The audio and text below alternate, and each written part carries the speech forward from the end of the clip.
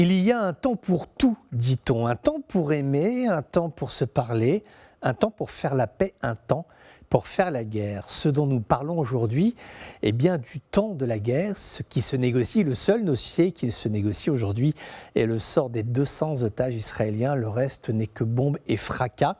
La mort qui dégringole du ciel, les tirs et la frayeur. Même si nous sommes en présence du temps de la guerre, une question se pose: de quelle temporalité parlons-nous? Le temps de la guerre entre deux peuples, l'un constitué en nation, l'autre aspirant à le devenir, une guerre nationale avec des drapeaux, ceux-là même qui ont prévalu à la constitution des belligérants, la bannière blanche et bleue d'Israël, les trois couleurs palestiniennes au sortir de la Seconde Guerre mondiale, à moins que nous soyons en présence d'une lutte fondamentalement existentielle. Ici, le monde judéo-chrétien qui soutient Tel Aviv, États-Unis, Union européenne, et puis en face, le monde arabo-musulman soutenu par le tandem russo-chinois.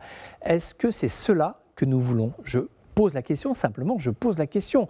Le professeur américain de sciences politiques Samuel Huntington avait créé la sensation en publiant en 1996 un livre intitulé « Le choc des civilisations ».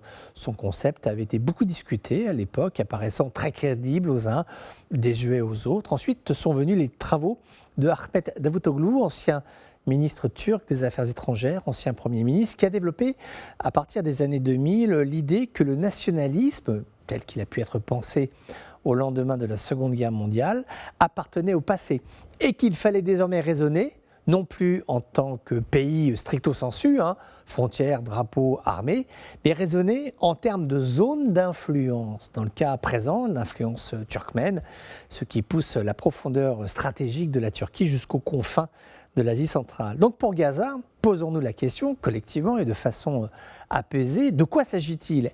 Est-ce un conflit opposant deux aspirations nationales, point à la ligne, ou bien sommes-nous en présence d'un affrontement plus global entre deux blocs civilisationnels? Il n'y a pas de bonne ou de mauvaise réponse à ces questions. Chacun y répond de son cœur, de son âme et de ses convictions, et il en est très bien ainsi. Mais gardons cependant à l'esprit qu'en fonction de la réponse, ce ne seront pas les mêmes conséquences, les mêmes impacts, guerre civilisationnelle ou affrontement nationaliste entre deux peuples. La réponse vous appartient, nous appartient, les conséquences aussi, car le jour venu, il nous faudra assumer, et ce jour-là, nous n'aurons plus d'autre choix que d'assumer.